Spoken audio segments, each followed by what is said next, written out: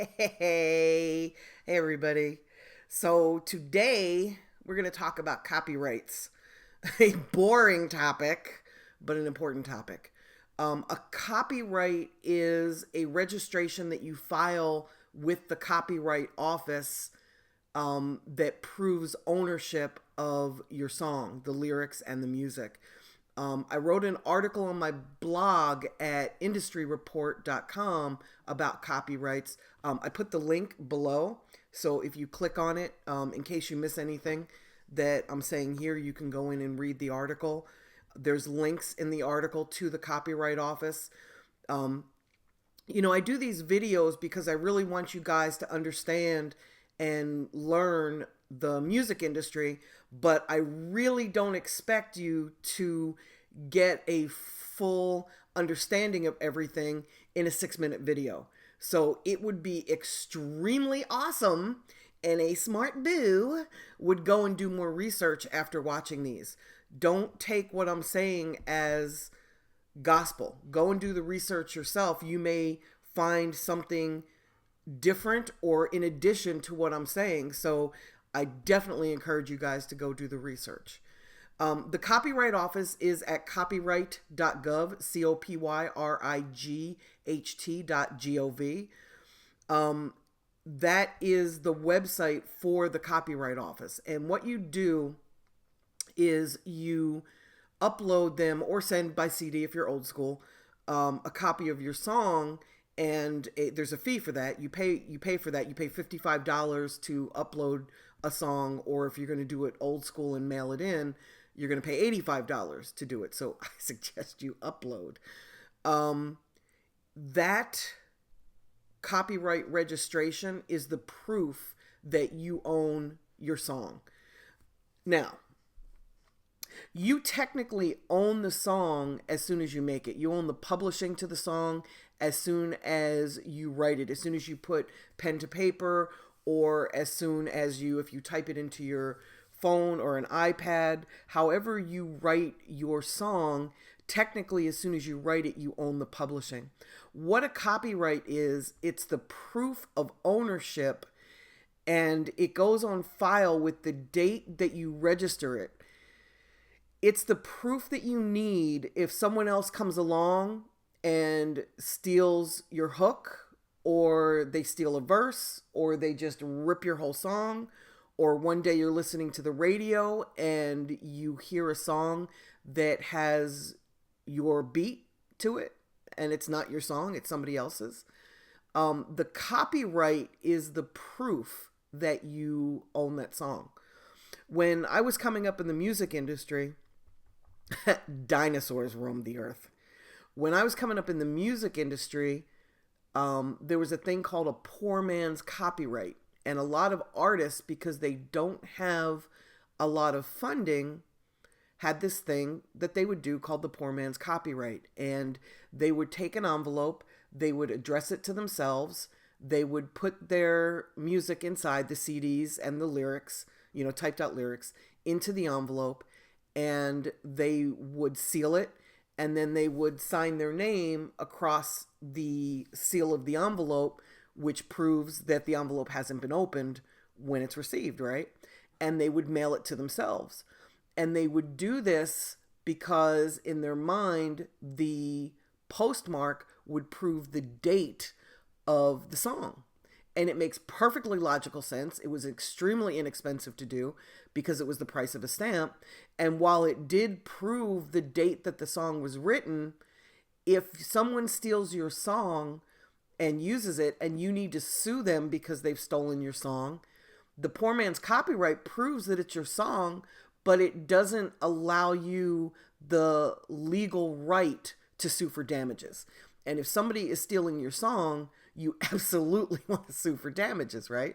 So the thing about filing copyrights, even though it's $55 a song, or $85 if you're old school, is that if you go to court, you will be so incredibly happy that you spent that $55 to register your song, because now you can sue somebody for stealing your song and you can sue them for damages and maybe even pain and suffering.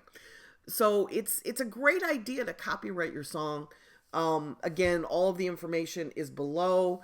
The website that you go to, the address, it's in a blog post. So you're going to have to click on something in order to get all of the address and the download information. But it is there for you, or you can not be lazy and go to copyright.gov and find it on your own.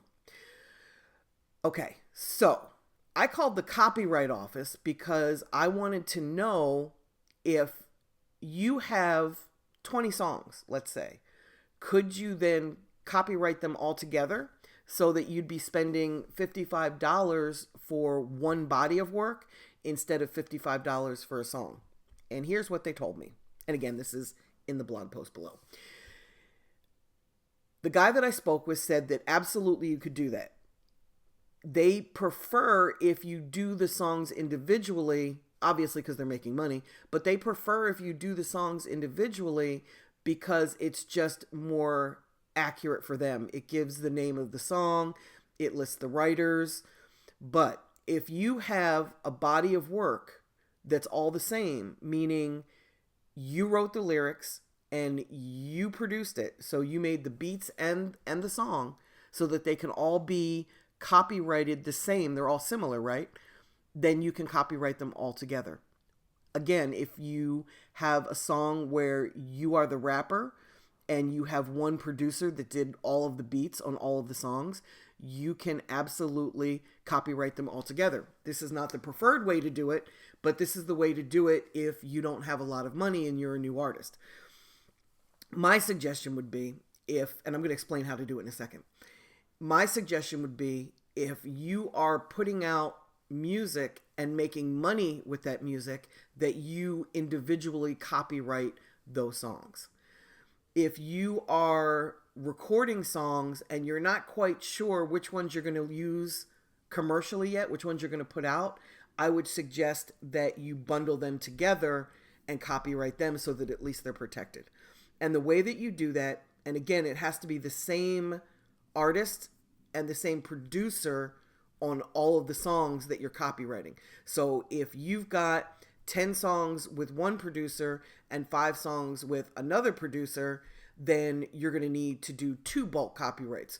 You're going to need to do all of 10 that have the same writer and the same producer, and then the 5 that have the same writer and that different producer, right? So anything that you copyright has to have the same writer and the producer all along. Okay, so what you're going to do is you're going to copyright it as one body of work. So let's just say that I'm copywriting my music, right? And I'm not an artist. You would not want to hear me rap. But let's say I'm copywriting one body of work. I've got 5 songs and the producer on it, let's say Metro Boomin, produced the Wendy Day album. So I'm going to copyright all 5 of these songs because I'm poor, right? As one body, and I'm going to call it Wendy Day 1. And then in my records, I'm going to keep the name of each song in order so that I know exactly what is on Wendy Day 1. And then I'm going to upload this body of work to the Copyright Office. I'm going to pay my $55. I'm going to copyright it as Wendy Day and Metro Boomin. And I'm going to copyright it with his government name, right? I'm not going to copyright it just as Metro Boomin. I'm going to use his government name, aka Metro Boomin. And when the copyright form is returned to me, and it takes about 6 months for them to get you back the paperwork, the proof that you have copyrighted your music. It's copyrighted the minute you upload it and the minute they receive it. But it takes a while for that paperwork to come back to you. But when that paperwork does come back, I'm going to staple to it my information of what songs are on that upload. If I'm doing it old school, I'm going to record the 5 songs on CD. I'm going to get an $85 money order, and I'm going to physically mail my CD, which says, Wendy Day 1 with the listing of the songs. I'm going to mail that to the Copyright Office. I'm going to keep a copy of what those 5 songs are on there. And then I'm probably going to mail it either by FedEx or Express Mail, one of the overnight services. Not because I want to waste $20 sending it express mail, but because I want the proof of delivery. I want to keep the receipt. So I'm going to keep the receipt, the list of the songs, and I'm going to keep the copyright paper when it's sent back to me 6 months from now, or even 8 months from now. I'm going to keep all that together. I'm going to staple it all together, and I'm going to keep it in a file somewhere. In fact, to be honest with you, because I'm a little bit anal retentive, I'm going to scan the copyright when it comes back in. I'm going to scan the list of songs, and I'm going to scan the receipt proving that it was delivered to the copyright office. And I'm going to keep a copy of that on my hard drive and a copy of that on my separate hard drive, so that I know that I've got the original and I've got 2 different copies, one in the cloud and one on my laptop. So that's what I would do. Again, all of the information that you need is below here. Just click on the article and take a look at it. Take a read. It's a little bit more in depth than I can go in a 6 to 8 minute video, which is 11 minutes now because I've droned on. But I suggest that you copyright your material. Certainly anything that you're releasing commercially, you definitely want to copyright. Anything that you're putting out on a mixtape, you want to copyright that. Again, I realize that you guys don't necessarily have $550 to register for an album that has 10 songs on it. So do it as a body of work. Call it by the album title instead of the singles. But just make sure that you keep really clear records so that if somebody does steal a song, you don't have to go through and listen to all of your music to find out which body of work it's copyrighted on. Okay, guys, thanks for tuning in. I appreciate you all.